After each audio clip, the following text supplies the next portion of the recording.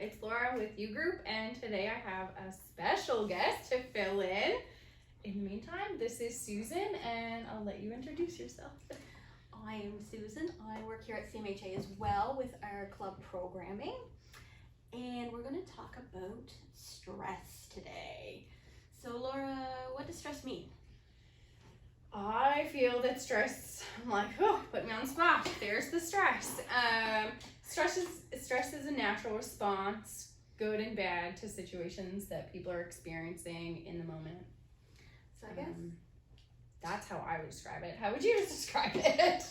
stress can be anything. Like you said, it can be good, bad, or otherwise, but it's how you respond to that stress. So, with good stress, you might have good endorphins being released. With bad stress, you might have cortisol being released. Right. And I know those are big fancy words, but it's basically hormones that are being released in your body. Right, and sometimes with that we create our own stress. So an example would be applying for a new job and knowing you're going for an interview. That was your choice, but still to walk in that moment is I'm supposed to be prepared. I'm supposed to feel this way. I'm overwhelmed. This is stressful. But after the interview or after the experience, usually it's that hopefully you'll feel calm and relaxed and excited.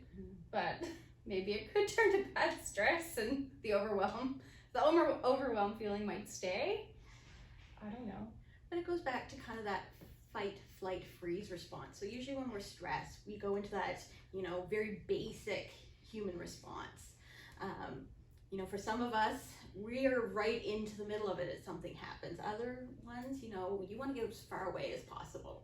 Right. And other people, they freeze. And there's nothing wrong with any of these responses. It's just how our body reacts without us even knowing. Right. It's a natural response to the situation. And that might change depending on the situation, given day. So, for example, for me, if my child was in crisis, you're probably going to bet any amount of money I'm going to book it to wherever she's at. However, if I was to see maybe a car accident, I might step back and be like, "Hey, I can call 911. Why don't you go assess that scene?" Someone else will handle whatever. You're Right. going to do some directing there. Yeah, I'm more of a fighter, so I'm probably going to run over there and see what I can do. You're going to be right into the... Yeah, but again, it's knowing who you are in those situations. And sometimes, to move forward there, sometimes it's back to causing the stress or how you're feeling in those days.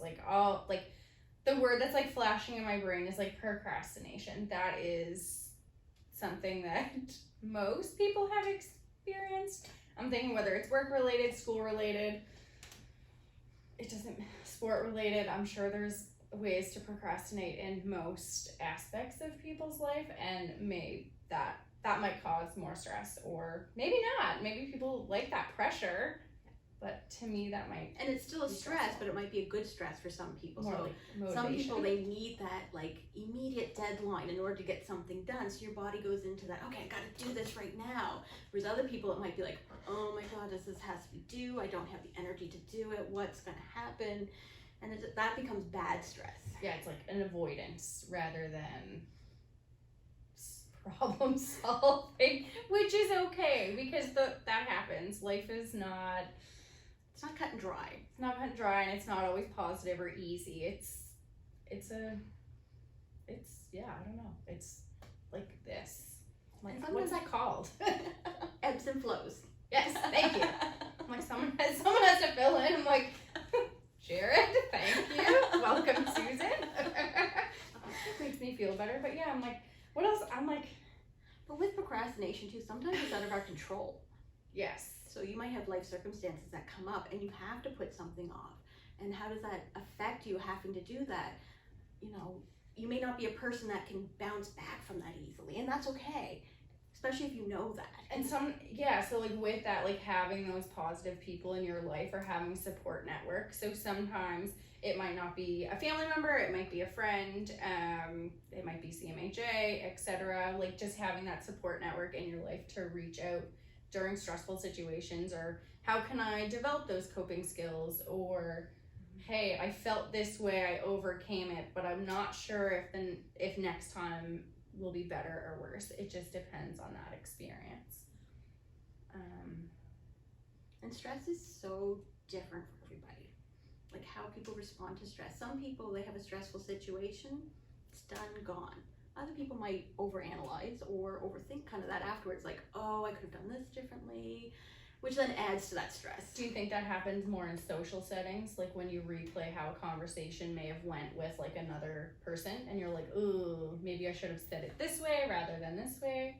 I think it's all depending on the individual, because there could be something that happens that's out of your control and you could have still thought, I should have done this differently. Like a car, I keep using car accidents because it's an easy example of stress. Like somebody could have cut you off and been like, oh, well, I should have put the brake on sooner. I Road rage. Road rage. Because nobody has stress. that. That's a different type of stress. yeah, it's like, and where does that come from? Like, I mean, for me, I think social settings, like this isn't so bad now that we're rolling, but like to like get going, I'm like, I'm like, this is something that I chose to do and to share, but what does that look like? And then, yeah, so like oftentimes social settings, sometimes family, traumatic experiences. Because something that I might find stressful, like being on camera right now, other people would be like, yes, I love this. Or, you know, a test is coming up, something like that, you know, everybody reacts differently.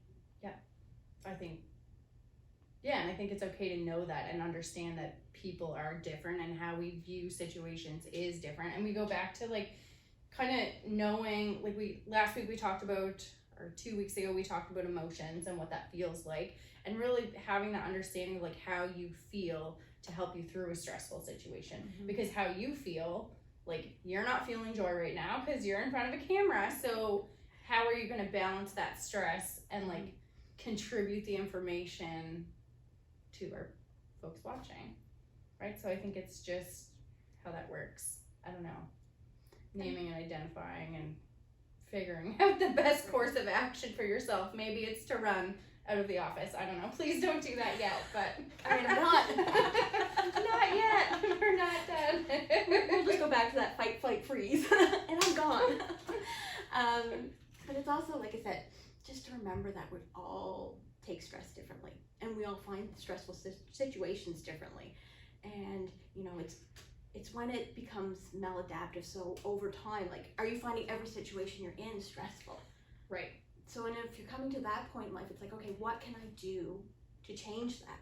What are some, you know, resources that I can use to help? Yes, the skills not to feel overwhelmed. And I'm like, what are they? So, you know, it's, what about your support network? Usually that's the first place people want to go to. You know, your friends, your family, you group.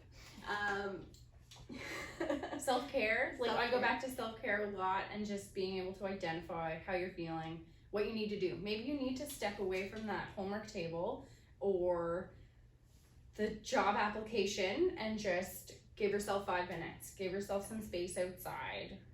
Maybe you need to go for a bike ride. Maybe you need to call a friend. Yep. Just turn the computer off, turn the phone off, give yourself a break, come back to it. It really, and that's not always going to work, but sometimes it's just finding what works for you, because that's the challenge. And we could give a ton of coping skills, journaling, all of these self-care things to limit the stress, but really it's like problem solving to figure out what is gonna. And is what you're stressed about actually the cause of the stress? So you might be like, oh, I got a test coming up, but it's really about something else that's going on in your life that's causing added stress to that. Trying to limit the stress if possible. And sometimes it's not possible, Right. but knowing that, and then you can protect yourself from hopefully boiling over and having a fit of anger, because we don't want to go that far with the stress, or having that overwhelming anxiousness or into a panic attack or anything like that with the stress. Like it can carry over. So identifying it early if you can. I mean, you deal with stress every day. The sooner you identify it, the easier it is long term. It may be really tough in that instance, you know, to kind of overcome what is causing the stress. But if you can identify it and work on it, you can take it in like bite-sized pieces. So almost like a reflection, do you think? Like you might not know at the time, but after? Yeah, exactly. Just thinking about it, stepping back and being like, okay, what is the issue? Is it something with me? Is it something In my external? environment? Right. And what control do I have over it? Because in a lot of situations, we don't have control. Right. We do have some, but we don't have complete control over all situations. Right. That's exactly, yeah, that's a really good way to put it. Like, as I think about the stress that's piling up in my life, I'm like, oh, okay, my list is growing. I have a to-do list to create after this. And that's a great way to deal with stress, breaking it down, bite-sized pieces. Checking off Like the today. boxes. I'm going to get this, this, and this done. Yeah, I'm like, I don't know. That's kind of how I look at stress. I'm like, I might wrap it up at this point. I'm like, if you guys have any comments or questions about stress, like leave them at the bottom of this and we'll get back to you or reach out to us. Yeah, reach out. Susan works with 18-year-olds and up, and oftentimes our programs do overlap. So I'll give you a chance to share what you do. So the club program focused mostly on recreation, leisure, emotional, and kind of job skill and life skill programs. So we do a bunch of different stuff throughout the week. We do a lot of social programs in the morning that are geared towards club members, which again are for 18 and up. To be a member, it's just a quick intake to make sure this is actually a fit for you. All of our afternoon programs are open to anybody in community. So, instead of focusing on the 1 in 5 who have mental illness, it's focusing on 5 in 5 because everybody has mental health. Some of the programs that Lauren and I overlap on are some of our recreation programs, our artworks programs and leisure programs, and some of our life skills and employment programs that we put on. And sometimes like we have volunteers that come in for the youth outreach program that really notice something like in your program that like catches their eye and they're like, oh, I really want to take part in that. Can I do that? What does that look like? So it's an easy transition back and forth, and it's really nice for the youth to have that like the journey to adulthood and have that like overlap just to. So we have kind of continuity of programs.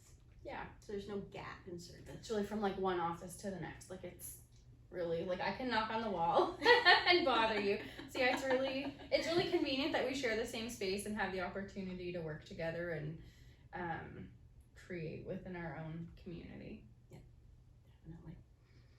But yeah, thanks for watching and we'll see you again soon. Take care.